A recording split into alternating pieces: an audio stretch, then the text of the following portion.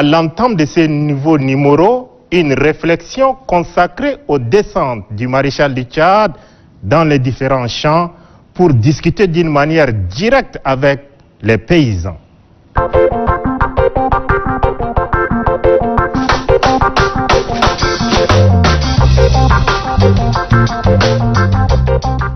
Bongor, Pala, Koumra et Sar, respectivement chefs-lieux des provinces du Mayo-Kébi Est, Mayo-Kébi Ouest, Mandoul et Moyen-Chari, ce sont là les différentes étapes de la tournée du maréchal du Tchad Idriss Déby Itno, président de la République, chef de l'État, dans la partie méridionale du pays, où des instructions fermes ont été données à qui des droits pour la bonne marche de l'administration territoriale décentralisée. Fils d'agro-pasteur, le maréchal du Tchad Idriss Déby Itno est allé également durant sa tournée au contact du monde paysan, bras séculier de l'économie nationale. Les échanges ont été directs et sans intermédiaire. Que ce soit à Bongor, Kemmata et Tanda, le maréchal du Tchad Idriss Déby Itno a mis 2 heures pour faire le tour des différents champs. La preuve, personne parmi eux ne connaissait le président de la République. Mais très vite, la communion et la symbiose s'installent et c'est à bâton rompu que le maréchal du Tchad discute avec les agriculteurs. Idriss Déby Itno n'a pas hésité un seul instant à mettre la main à la pâte partout où il est passé, que ce soit à Kemmata, Tanda au Moyen-Chari, Bongor au Mayo-Kébi Est ou encore à Ati dans le Bata. Les faits et gestes sont là, visibles, lisibles et irréfragables. En outre, lors de cette descente, le maréchal du Tchad Idriss Déby Itno, président de la République, chef de l'État, a échangé avec presque tous les enfants en âge de scolarisation et a exhorté leurs parents à les encourager à poursuivre leurs études le plus loin possible. L'éducation de vos enfants sera non seulement bénéfique pour vous, mais également pour le pays tout entier, leur a-t-il dit.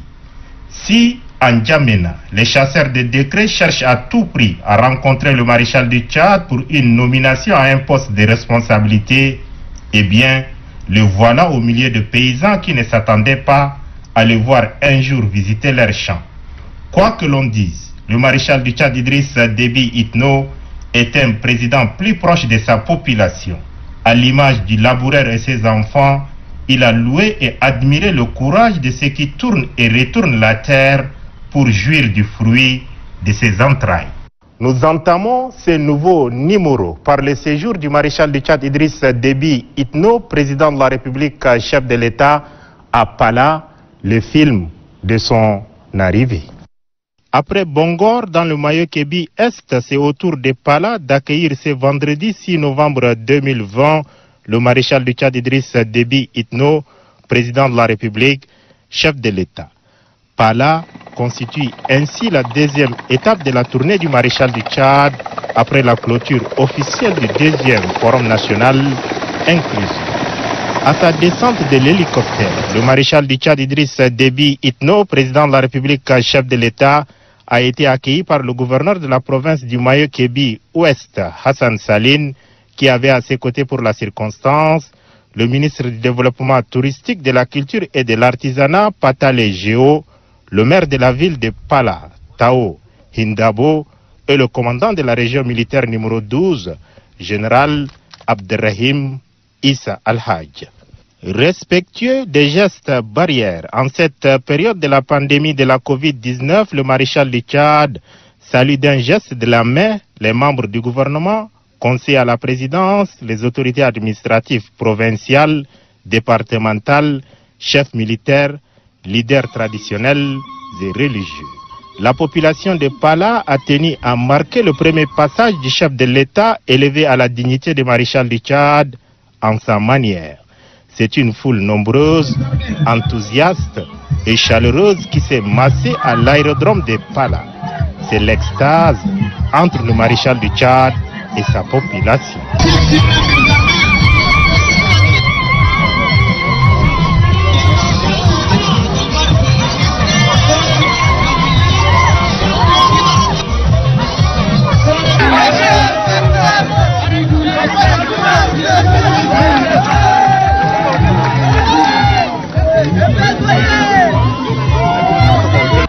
L'agenda du maréchal du Tchad dans le chef-lieu de la province du Mayo-Kébi-Ouest prévoit entre autres des rencontres avec les autorités administratives, chefs militaires et paramilitaires ainsi que les autorités traditionnelles et les leaders religieux.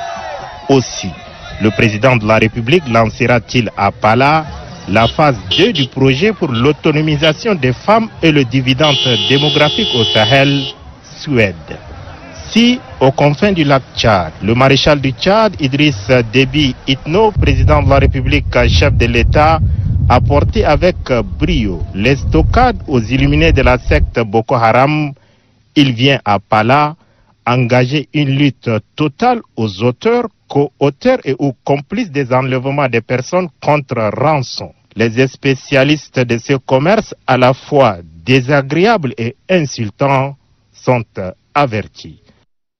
Quelques heures après son arrivée dans le chef-lieu de la province du Mayo-Kébi-Ouest, le maréchal du Tchad a rencontré les différentes corporations de la province. Les autorités administratives sont les premières à être reçues par le maréchal du Tchad Idriss Déby Itno, président de la République, chef de l'État. L'honneur a échu au gouverneur du Mayo-Kébi-Ouest, Hassan Saline, de présenter sa province dans toutes ses facettes. Dans un temps solennel de grands jours, le maréchal du Tchad Idriss Déby Itno s'est adressé aux autorités administratives en ces termes.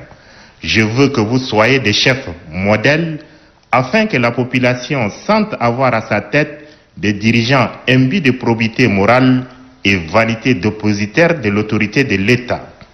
Je veux au Mayo-Kébi-Ouest d'une administration introvertie, dynamique et non statique. Bref, des administrateurs dévoués à la cause de leur administré, a-t-il poursuivi. Assumez-vous. Enrayer vaille que vaille le phénomène d'enlèvement des personnes contre rançon dans cette province. Un bataillon suréquipé et doté de 30 véhicules est sur place. Autre décision du maréchal du Tchad, l'usine de Baoré démarrera d'ici un mois. Une subvention de 5 milliards de francs CFA est versée par le trésor public. Le prix du sac de ciment sera subventionné, annonce le maréchal du Tchad. Aucun fonctionnaire de l'État et ou élément de force de défense ou de sécurité ne doit passer plus de 3 ans dans une province. Tous les gouverneurs et membres du gouvernement sont instruits à cet effet. C'est sur ces instructions, traçant le chemin à ses représentants directs auprès des collectivités décentralisées, que le maréchal du Tchad a clos la première rencontre. Aux chefs militaires et paramilitaires, les instructions du maréchal du Tchad, chef suprême des armées, sont brefs, concises et exécutoires. Il n'y a pas de dérobade ici, comme on le dit dans l'armée, ordre donné, ordre exécuté. La présence militaire et paramilitaire est renforcée au Mayo-Kébi-Ouest. Le commandant de la région militaire numéro 12, regroupant les 2 Mayo-Kébi et la Tandjilé et ses hommes, sont instruits à traquer et neutraliser partout où ils se trouvent les auteurs, co-auteurs et complices du rapt des personnes contre rançon. Que c'est hors la loi sentent que dans ces pays, il y a une armée capable de sécuriser les personnes et leurs biens, a-t-il conclu. Je ne veux voir aucune barrière à l'intérieur du pays. Les barrières doivent être posées à la frontière. Vivez dignement de vos salaires. La paix et la cohabitation pacifique est un thème que le maréchal du Tchad Idriss Déby Itno, président de la République, chef de l'État, aborde dans toutes les rencontres tant en N'Djamena que dans le Tchad profond. Il l'est également ce vendredi 6 novembre à Pala. Tout en félicitant les chefs traditionnels et leaders religieux dans la pacification de la province, le maréchal du Tchad les a exhortés à maintenir le cap. Abordant le point relatif aux enlèvements des personnes contre rançon, le maréchal du Tchad a exhorté les chefs traditionnels et leaders religieux à collaborer avec les autorités administratives et les chefs militaires pour les aider à éradiquer ces phénomènes dans la province. Abordant l'éducation des enfants et surtout celle des filles, le maréchal du Tchad s'est félicité du taux de scolarisation au Mayo-Kébi-Ouest qui affiche un taux de 99,9%. Cependant, il a déploré la déperdition scolaire des filles pour cause des mariages précoces. Aucun progrès n'est envisageable sans éducation. L'éducation est le soubassement de tout développement. Laissez vos filles poursuivre le plus loin leurs études au même titre que les garçons, conseille-t-il. Je vais changer la donne en matière de politique genre et ce changement se fera avec l'implication entière de vous, les autorités traditionnelles et religieuses. Ce fut ensuite le tour des cadres ressortissants du Mayo-Kébi Ouest d'être reçus par le maréchal du Tchad.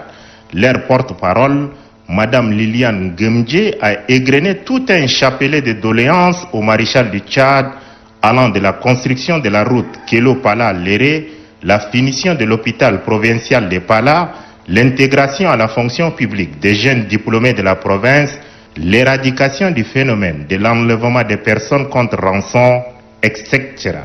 Répondant à ces doléances, le maréchal du Tchad a précisé que les travaux de construction du tronçon Kélo-Pala-Léré redémarreront sous peu ainsi que les chantiers de l'université de Pala. Tous les projets en arrêt au Mayo-Kébi Ouest reprendront.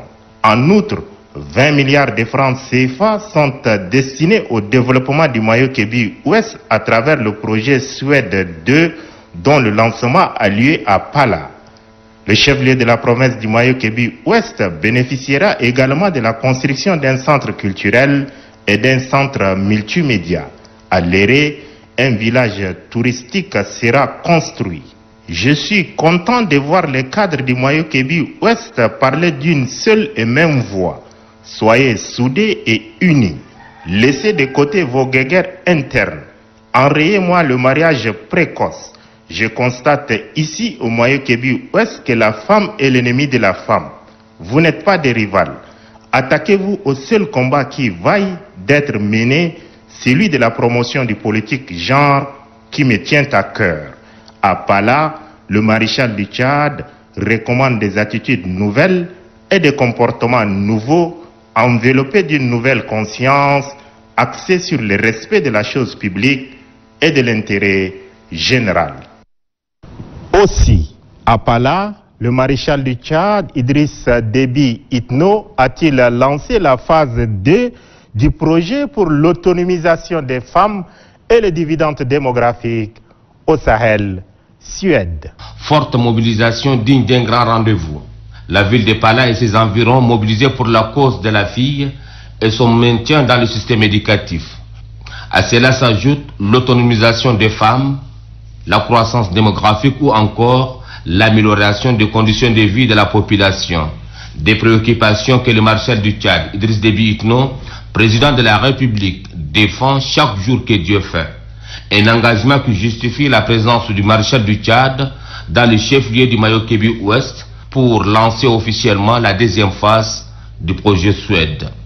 Membres du gouvernement, partenaires au développement, hauts cadres politiques, chefs traditionnels et religieux, tous mobilisés comme un seul homme pour accompagner les actions du gouvernement en faveur de la femme et de la jeune fille. Dans son mot de bienvenue, le gouverneur de la province du Mayo-Kébi Ouest, Hassan Saline, n'a pas caché sa satisfaction de voir sa province accueillir un événement de grande envergure et remercier au nom de la population de sa province le maréchal du Tchad, Idriss Déby Itno, pour son combat quotidien pour le bien-être de la population tchadienne. Faisant la présentation technique de son organisation, le coordinateur national du projet Suède informe que la deuxième phase du projet est porteur d'espoir. La phase 2 du projet ne sera pas seulement l'objet d'une extension dans l'espace, passant de 6 pays à 9 pays, de 4 provinces couvertes à 12 provinces. Mais le projet s'attellera à la mise en œuvre des programmes et stratégies visant un véritable changement de conditions de la femme tchadienne pour laquelle vous êtes cher. Un accent particulier sera mis sur la lutte contre les violences faites basées sur les genres et les mariages précoces. Tout ça sera encadré par une campagne de communication pour le changement social et de comportement. Chiffres à l'appui, les ministres de l'économie, de la planification du développement et de la coopération internationale adressent le tableau de réalisation qui porte la marque du projet Suède. Au cours de la deuxième phase que vous allez lancer tout à l'heure, Maréchal, cette phase aura une durée aussi de 4 ans et occasionnera le triplement de la cible primaire du projet, passant de 200 000 bénéficiaires directs à 600 000 et de plus de 10 millions de bénéficiaires indirects. Il sera entièrement financé par un don alloué par la Banque mondiale d'un montant de 45 millions de dollars, donc 27 milliards de francs CFA, et il sera exécuté, comme je l'ai déjà dit, dans 12 provinces qui sont Kanem, Lak, Hadjer Lamis, Salamat, Bata, Borkou, Chari-Bagirmi, Enedi Est, Mayo-Kébi Est, Mayo-Kébi Ouest, Tandjilé et Wadifira. Victime du mariage précoce, cette femme témoigne que, malgré la faute parentale, le mal est réparable. Devant vous se trouve une femme aujourd'hui qui a été victime d'un mariage précoce, à cause duquel j'ai été obligée d'abandonner l'école. Grâce à la sensibilisation du projet Suède, mon époux a été transformé et permet que je reprenne les cours. Très touché par les témoignages de cette femme, le maréchal du Tchad, Idriss Déby Itno, la console et l'encourage dans sa détermination à poursuivre ses études. Le chef de l'État a tenu à rappeler que les auteurs de cette pratique seront frappés par la loi dans toutes ses rigueurs. Un extrait du mot du maréchal du Tchad au lancement de la deuxième phase du Suède à Pala.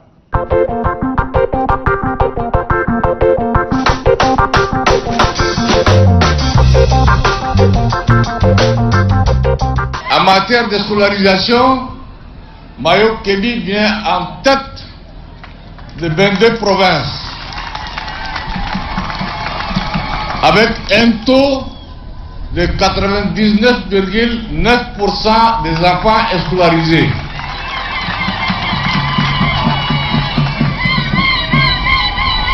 Mais il y a un mal. Scolariser, c'est bon.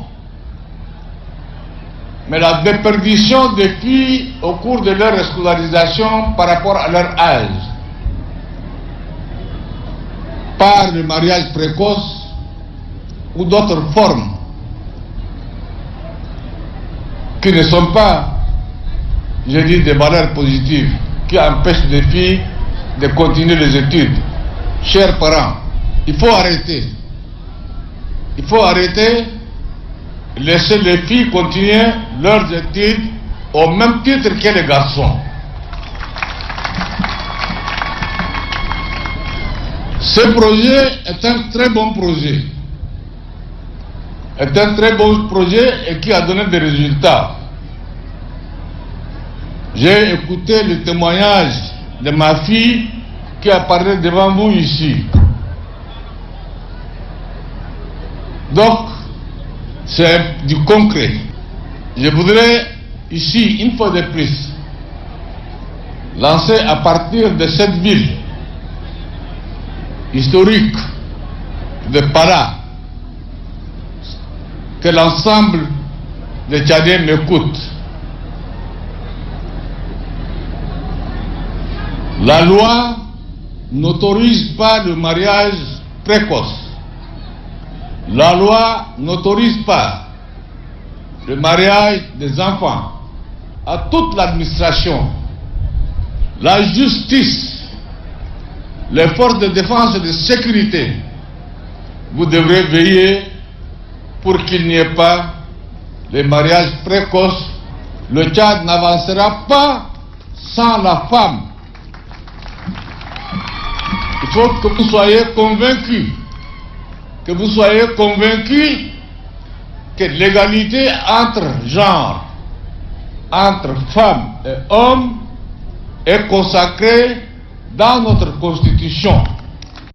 Peu avant de quitter Pala, chef-lieu de la province du Mayo-Kébi ouest, pour Koumra, chef-lieu de la province du Mandoul, le maréchal du Tchad s'est arrêté à l'hôpital provincial de Pala où les travaux sont achevés, mais des malfaçons ont été révélées. Construit en 2012 sur une superficie de 12 hectares et réceptionné en 2016, l'hôpital provincial de Pala présente une image qui laisse à désirer. Pourtant, l'État a mobilisé des ressources financières importantes pour la réalisation. Profitant de son séjour à Pala, le maréchal du Tchad, Idriss Déby Itno, qui fait de la santé de ses concitoyens une préoccupation absolue, a bien voulu descendre lui-même pour s'imprégner de la réalité. Un tour dans l'hôpital lui a permis de vivre la triste réalité de cette formation sanitaire inutilisée et qui en manque de tout. Du bloc opératoire aux différentes unités de soins de cette formation sanitaire, l'on constate les manquements des équipements sanitaires pour faire fonctionner l'hôpital, des bâtiments en état de dégradation et des plantes sauvages qui occupent toute la surface de l'hôpital. Partout où il est passé, le président de la République ne cesse de poser des questions d'éclaircissement pour être situé sur la situation de l'hôpital provincial de Pala. Mais en vain. Séance tenante, des instructions fermes ont été données par le maréchal du Tchad aux responsables en charge pour faire l'état de lieu afin de rendre opérationnel l'hôpital provincial de Pala, tant attendu par la population du Mayo-Kébi ouest. Richard Balé, ambassadeur extraordinaire et plénipotentiaire du Canada au Tchad, est reçu par la première dame du Tchad, Hinda Déby Itno.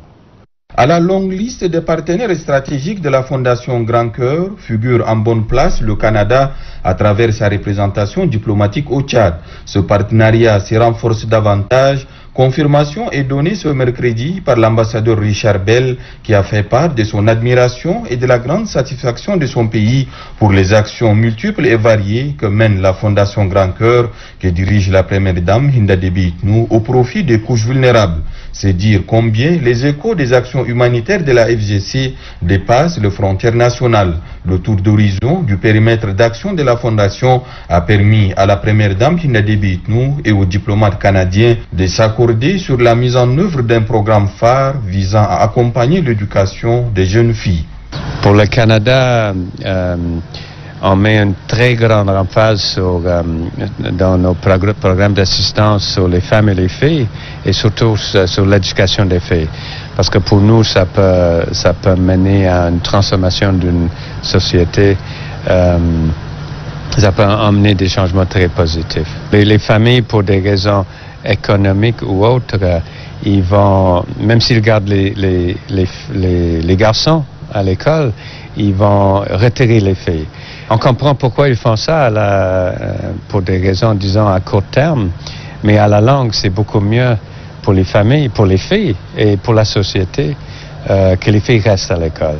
L'accompagnement du Canada consiste à l'octroi des bourses et prévoit d'autres formes de soutien permettant aux jeunes filles de rester le plus longtemps possible à l'école. Parachever le cursus scolaire universitaire, indique le diplomate Richard Bell, va permettre au pays d'exploiter cette ressource humaine importante qui est la femme pour le développement du pays. Cette évidence, soutient-il, a permis au Canada de faire un bond qualitatif en mettant à contribution la gente féminine dont la présence et le rôle ne font que se renforcer dans toutes les sphères de la vie socio-économique et politique du pays. L'on comprend dès lors l'engagement de l'ambassade canadienne à accompagner la Fondation Grand Cœur, un accompagnement qui n'est d'ailleurs pas le premier du genre.